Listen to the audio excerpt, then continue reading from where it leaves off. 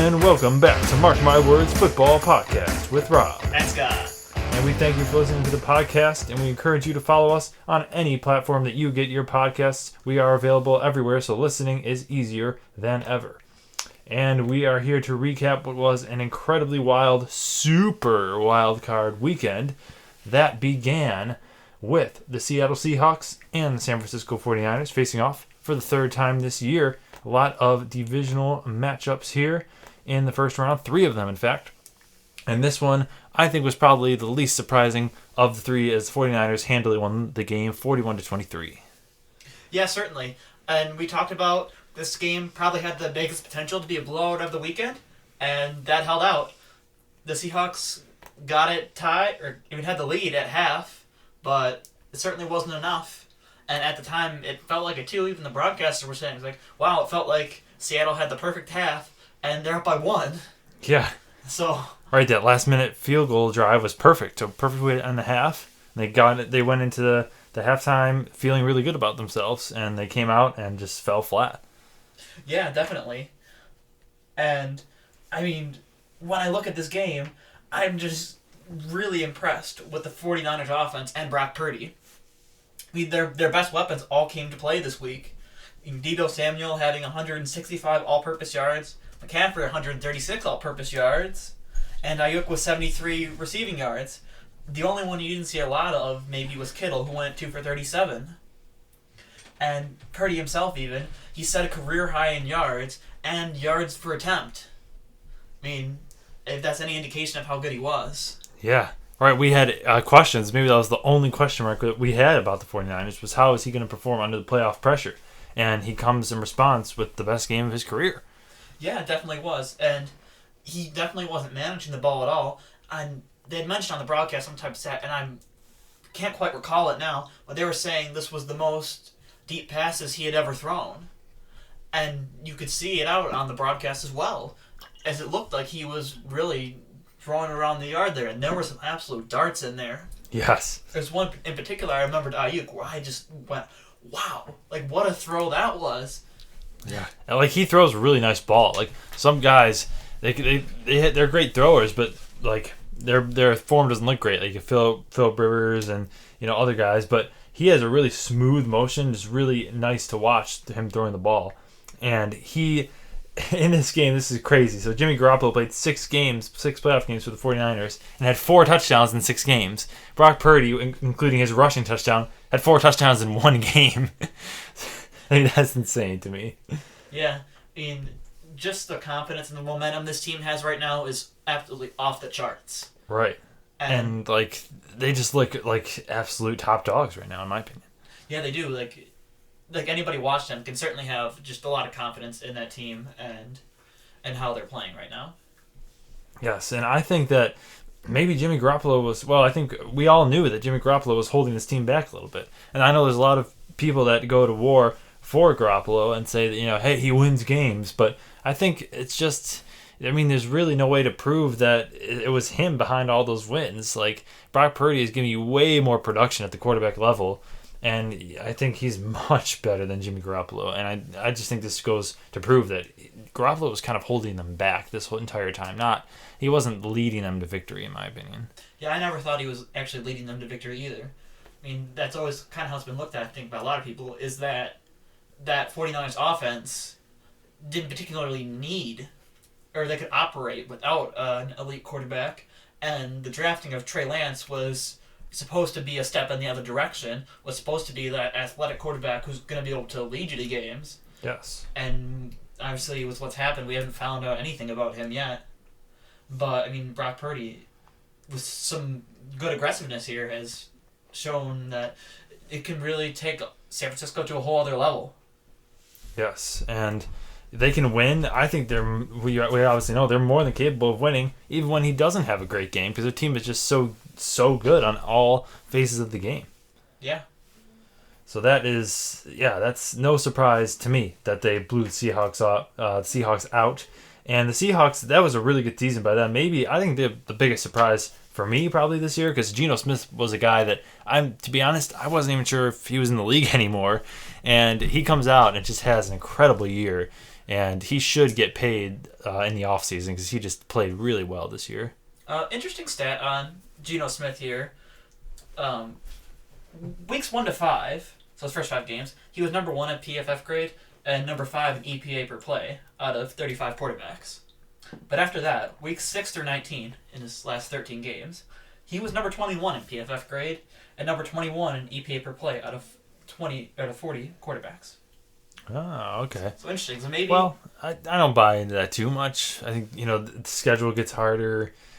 Playoffs start becoming a looming thing, and they were slumping down there. I mean, it's bound to happen, right? When you have a quarterback like that. But I think he's shown enough to get a contract. I do too, but I thought maybe we all had that he would regress to the mean a little bit, and I think he has.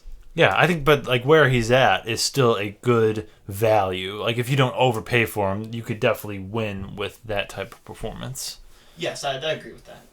As long as you don't like pay him as long as you don't go like Kirk Cousins mode. Like Kirk Cousins got way too much money for the talent level he's at.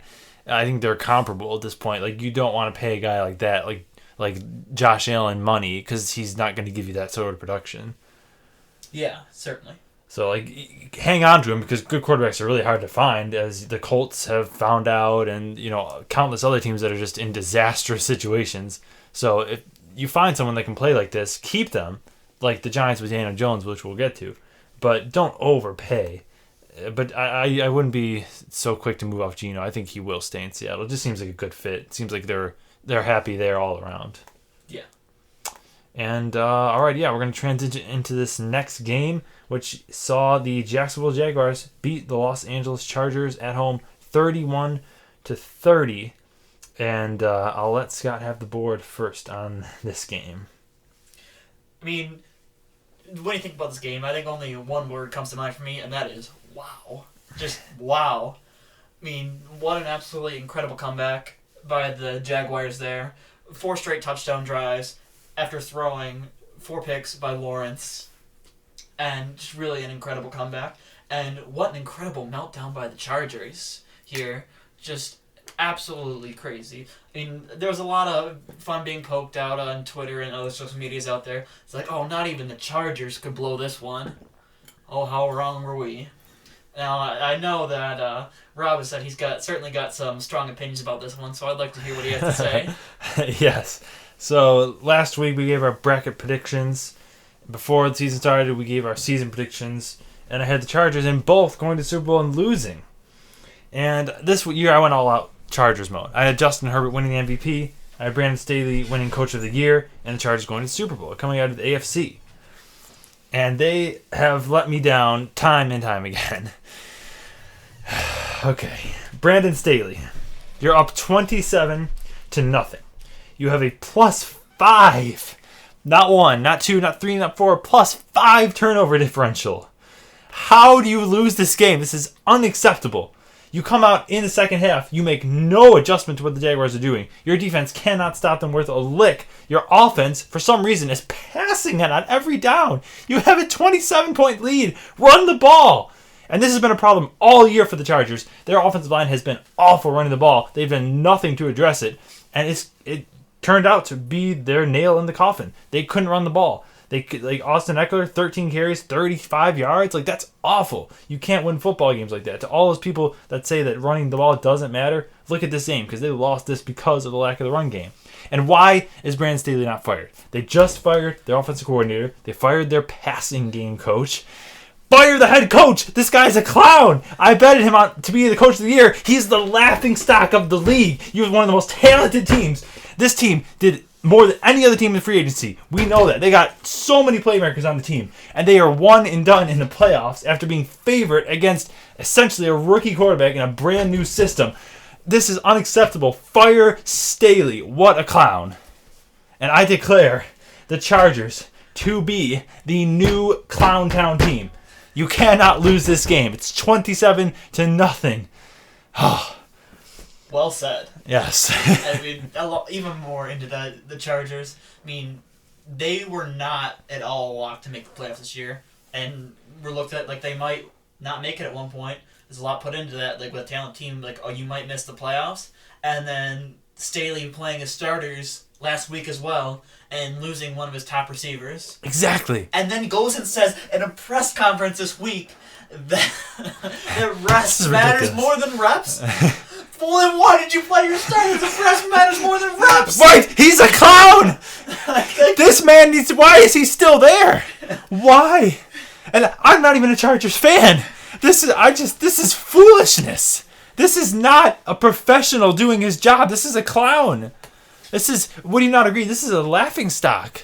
It definitely was with what transpired there. It's so aggravating. And you brought up a great point earlier with, what was it, Bandy, on that just awful play. He didn't know what was going on. There's actually a backstory to this. Why don't you enlighten our fans here?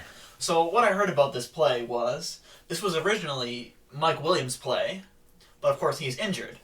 So his backup, DeAndre Carter, is supposed to take this play in place, which was practice, but he of course was also injured at this point in the game, which left it to Bandy to take this play. Bandy, who had never practiced this play, didn't know what was going on, and Justin Herbert audibled this play at the line, and obviously Bandy was very confused about what happened in this play, and on this 3rd and 1, where you could have got a first down and maybe you ran out the clock on the half, taking the Jaguars with 0 points on the board going into the half, you now punt it back and allow them to start getting back in the game. And just what an atrocious coaching decision to leave that in the playbook for Herbert to call in that situation. Like, just have some situational awareness there of what to do. Right, and maybe not play your starters against the Broncos when you don't even need the win, which would have never happened if Mike Williams was in the game. Yeah. But guys, rest matters more than reps. Okay, that's what we have to take away from this. That's what Brandon Staley says. We know it to be true. Okay, all right. So that's the end of the Chargers' sad season, and it looks like they're going to keep Staley, so they're in for another sad season next year, and I will be all over that. All right, well, moving on from that disgusting game, but by the way, congratulations to the Jaguars. I think they really composed themselves in the second half, and they did deserve the win. They just took advantage of an awful Chargers team there. Yeah, big props to them with one of the biggest comebacks of all time. Yes, that for Trevor Lawrence, that turned into like maybe the worst game ever to what will be one of the most memorable in his career. For sure. First playoff win in that manner, that's pretty good. But yes, now we transfer to the Miami Dolphins and the Buffalo Bills squaring off at 1 o'clock on Sunday, and the Bills narrowly taking this game 34-31. We saw a couple of games get a little scarier than we thought they were going to be. And what are you taking away from this Bills game? Well, I feel like I have a lot to take away from this game. I mean, the score is a lot closer than it really indicates. So, post-game win expectancy, which is, like, if this game was played, like, however many times, how often would you expect this team to win it? The Bills had a 98% post-game win expectancy. Wow. In a 3-point game, you kind of have to dig a little bit deeper. Well, why is this? I mean, you look and you see some of the stats in this game about how much the Bills really outgained the Dolphins. It was by nearly 200 yards in total yards they did. And all of the Dolphins' scoring drives... Okay, do you want to hear where these scoring drives started? They started on the Bills' 22... the Bills 30, the Bills 19, and the Bills 7. Just crazy. Wow. Only did 92 yards on these 4 scoring drives. And the Bills defense as well allowed just 3.3 yards per play to the Dolphins. Only 7 other times did a team allow fewer yards per play in the last 16 years. That's crazy. Of playoff games. I mean, that is why I still have a strong belief in this Bills team. And yeah, that's insane. 98% on a 3-point game. That's mind-blowing. Like, that is crazy. And yeah, the Bills defense, look at the stat line. Jeff Wilson, 10 carries for 23 yards? That's terrible. That's your top runner. Skylar Thompson, 18 for 45 for 220, a touchdown and 2 interceptions? That's not that good. Like, you expect to look at the final score and expect it to be a blowout or something near it, but it's not. And yeah, so I think this is a bit, maybe a little bit of an overreaction to call the Bills frauds, which some people are saying. but I think they're one of the more scary teams because they are definitely a good team. But as this game proved, they tend to shoot themselves in the foot a little bit. And they made what should have been a blowout into a very close game. That's what kind of I'm taking away. Like, this should have been a blowout by all accounts. But it was not. It was a very close game. And if they do this against a better team, it may not end in the same result. But I still think that, the game was not quite as scary. Like, I never really was too concerned with the Bills winning this game because it just felt like they were in control in the entire time, despite the turnovers there. Yeah, I agree with that too. Right. So, Bills hosting the Bengals next week. That is going to be an incredible matchup. The matchup we never got to see, and we'll get into that one later. But Dolphins, do you think they have a shot to be good next year? I mean, they definitely looked pretty good this year. Definitely an exciting team when Tua was in. Yeah, that's going to be a really big question going into the off season. Is what are the Dolphins? And that's a tough question for me as well. Because like we discussed, I was still on the Dolphins bandwagon late into the year when many people had gotten off at that point. Tua Tagovailoa had a good year. Tyreek Hill and Jalen Waddle had insane years. With a wide receiver duo that good, I'd still come back to this point every time. Maybe I'm putting too much weight onto this, but I feel like that's just so dangerous. Maybe you just need to find some pieces on that team to really build around, and I think you can be good. Yes, and when Tua wasn't playing well, it was because of his injuries that were later revealed. Like the Packer game, those 3 weird interceptions. Turns out he had a concussion.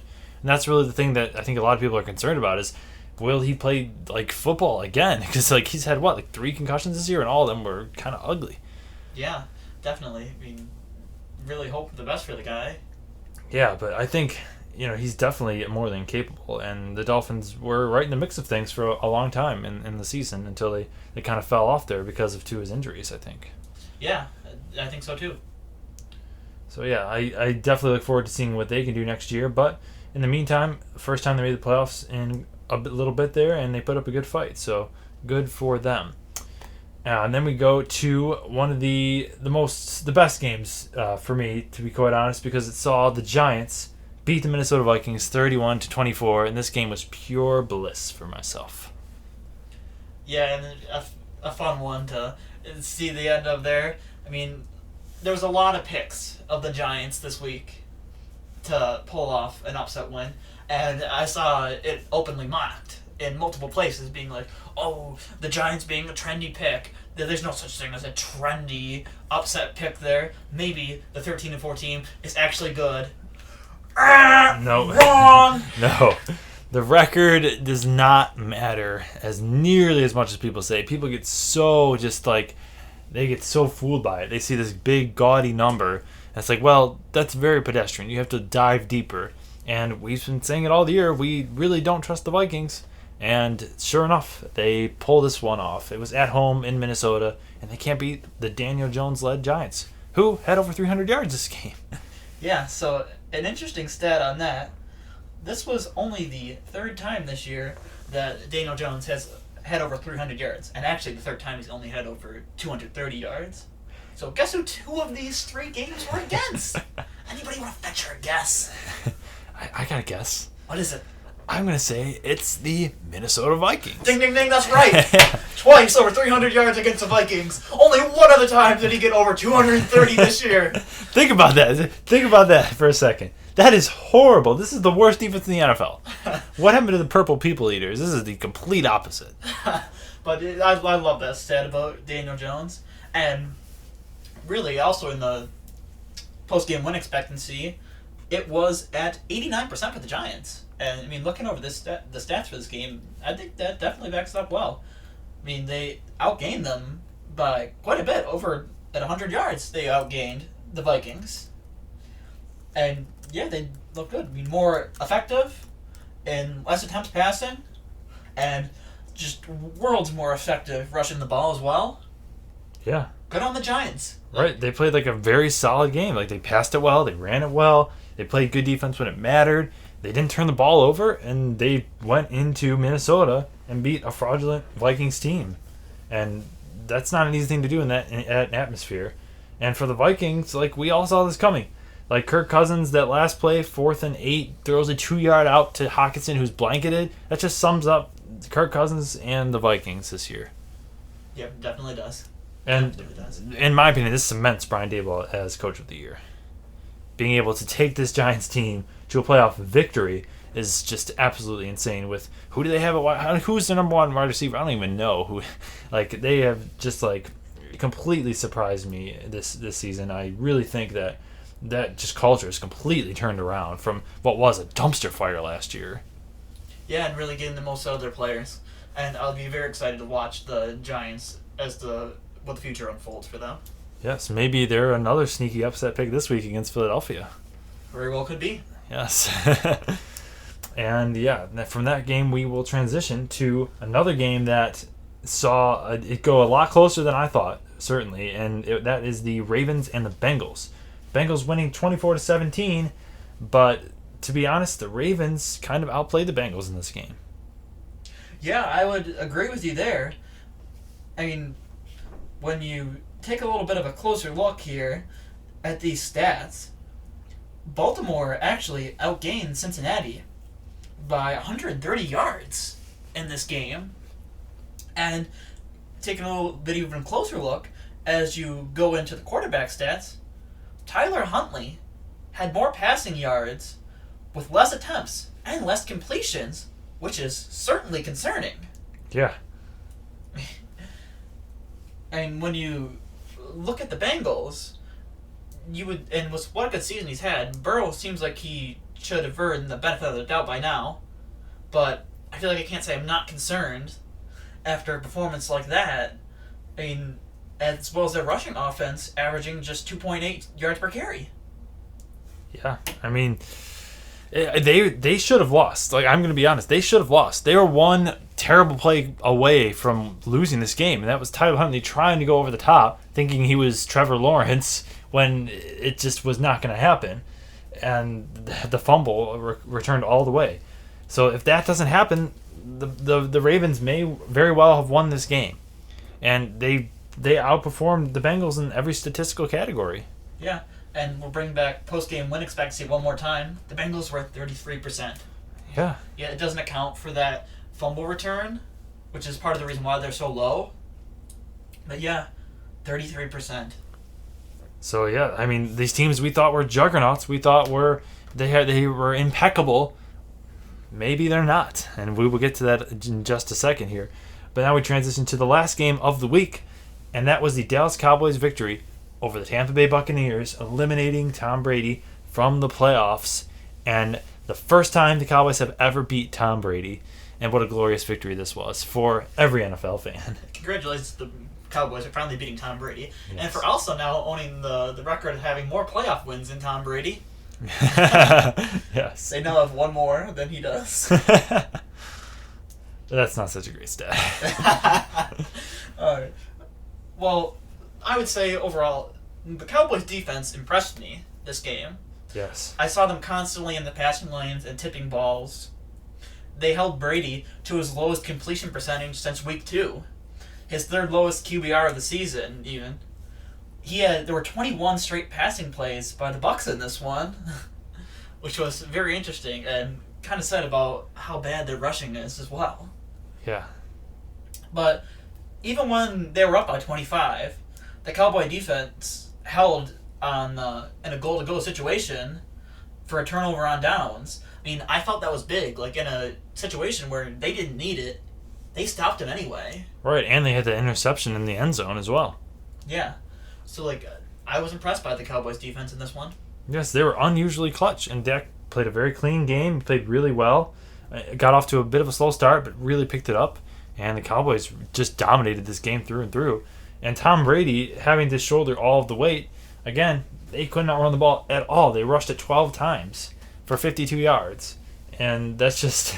It's not winning football. You're asking a 45-year-old quarterback to throw it 66 times. It's kind of like the Lakers and their entire offense is LeBron James. I mean, the dude is old. Like, you can't win like that. And Tom Brady's not going to be with the Bucs next year in all likelihood. We'll see what he can do. I still think he can play. But the Cowboys just for all the talk that they were going to choke this game away, they came out and played very well. And for that, I am very happy for the Cowboys. Yeah. But going back to Brady's point, I mean, there was a conversation I had while I was watching the game with my parents. We were talking about, like, well, what is Brady anymore? And we kind of came to the point, it's like, well... Is he elite? No, I said no. I said no, he's not elite. But we came to the point there, he can win. If he has a good supporting cast with him, he could win. He could probably win a Super Bowl if he had a very good supporting cast. But he's not the quarterback that can carry you to a Super Bowl anymore. Yeah, I think, he retired and then unretired, so he's very close to being done. So maybe he gives it another shot, maybe he doesn't. But it was very good to see the Cowboys win this game, as we both picked them, and we were both cheering for them here. Yes. So, yes, the Cowboys are looking very good. And are they for real? We are going to get into that with our segment called Stressed or Impressed. And we're doing this shotgun style, so we're going to give you all the teams that won this week, and we are going to be telling you if we are impressed by their victories, or are we still a little bit stressed about these teams. So we're going to start it off with the Dallas Cowboys. They beat the Buccaneers, dominated. Are you stressed or impressed? I'm impressed. Dak Prescott showed up big and was extremely efficient, posting a 75% completion percentage, a 143 QBR, and his third best yards of attempt this season, 9.2. A far cry from Brady's 5.3. Yes, and I would tend to agree with that. I am definitely impressed by the Cowboys. And there was a lot of noise surrounding this game, and as I mentioned earlier in the season, I think the Cowboys do very well when they kind of are laying low. When the noise and the bright lights get loud, they tend to collapse. But in this scenario, they stood up and they delivered a very clutch win, so I am very impressed by the Cowboys. And then we move on to the Cincinnati Bengals, who just nearly pulled one out over the Ravens. Are you stressed or impressed by the Bengals? I'd say I would definitely land on stressed for them. Yeah, like we had talked about, not getting outgained by the Ravens by that bad, and the rushing attack still being so poor in this one, definitely has me stressed about them. All right, and for me, I'm going to say I'm not stressed about the Bengals. I'm not going to say I'm impressed, but I'm not stressed. And they're facing a division rival 2 weeks in a row. The Ravens will always put up a very good fight. Yes, the Bengals probably should have lost this game. They didn't. I don't think they'll play like this ever again. So I'm not stressed, but I'm not impressed by the Bengals either, I guess. So, yeah, I'm cheating a little bit in this game here.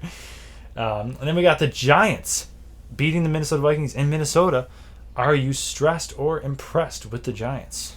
Impressed. Definitely impressed here. Did not expect the kind of offensive output the Giants were able to put out. I mean, I predicted it to be a very low-scoring game, and the Giants were able to go tit for tat here and keep it a high-scoring and get over 30 points.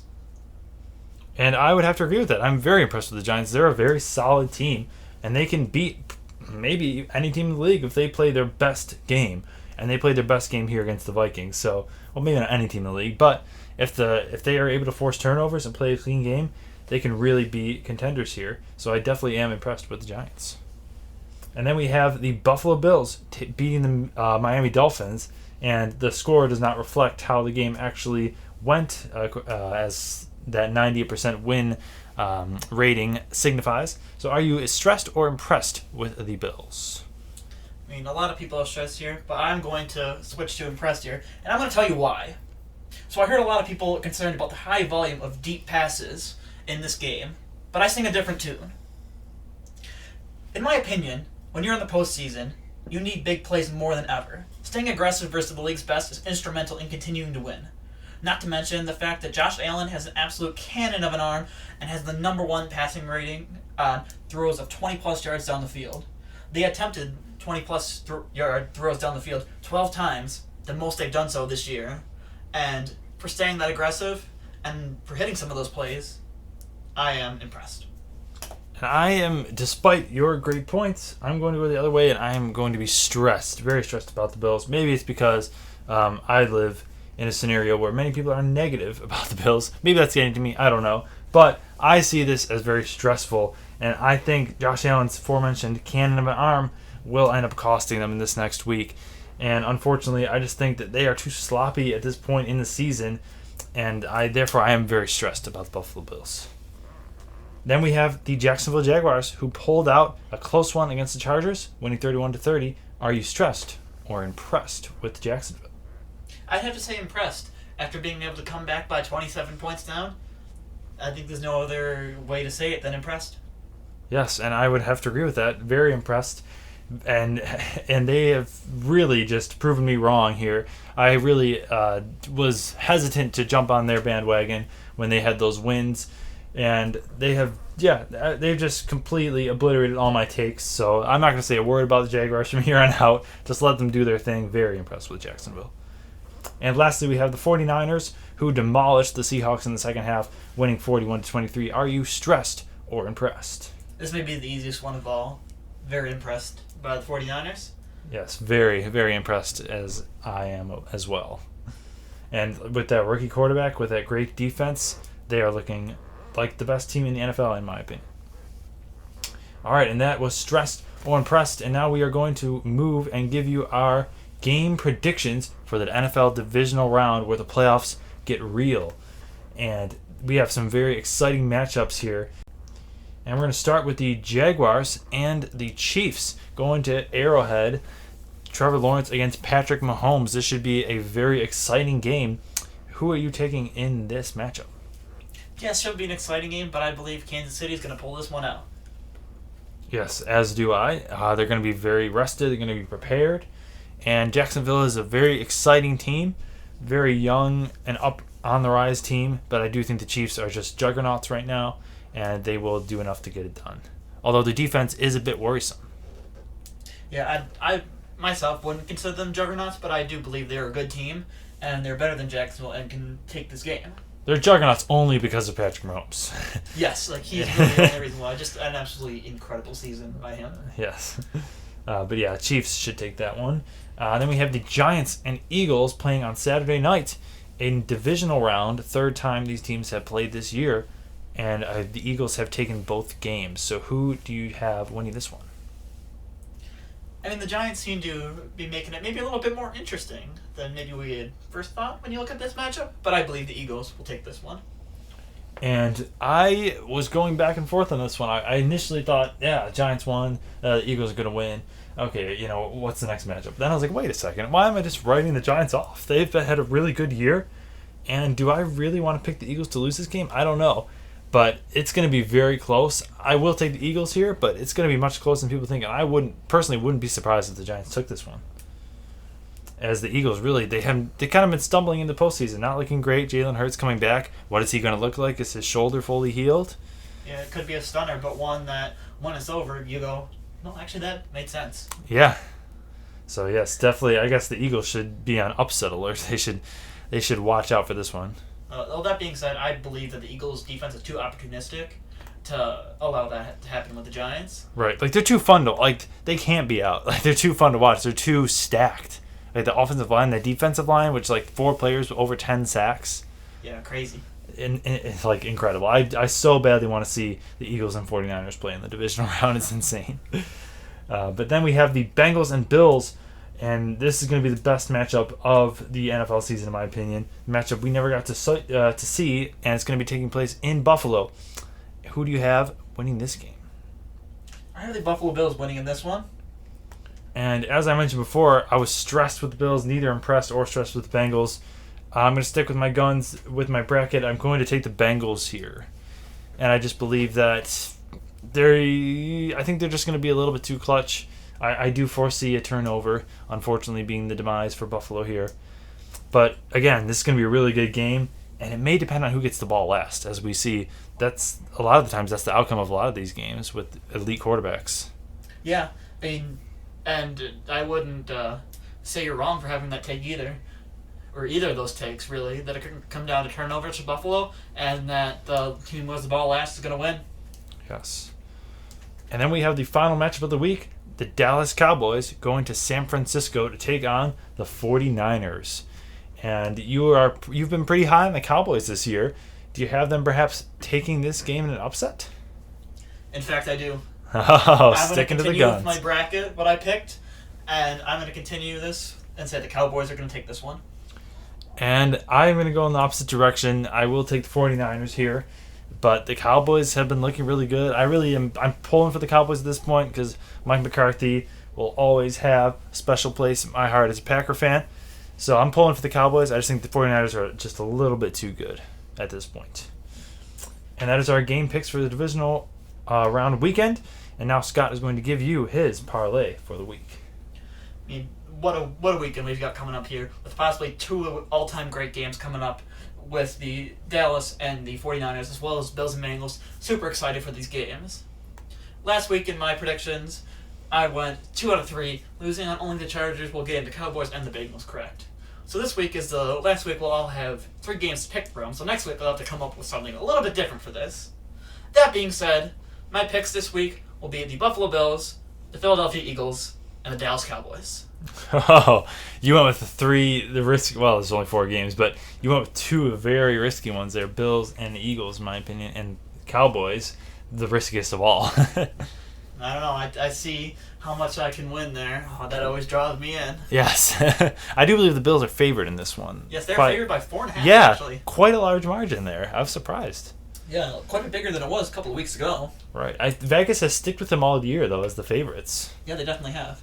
The Eagles favored by 7.5 here, and the Cowboys are underdogs by 3. All right. Well, if there's anything we know about this season, it's that we really don't know what's going to happen next, and that makes it all the more exciting. So we hope you have a great divisional round weekend and enjoy the matchups that the NFL has to offer. And this has been Mark My Words Football Podcast with Rob. And Scott. We are tuning out.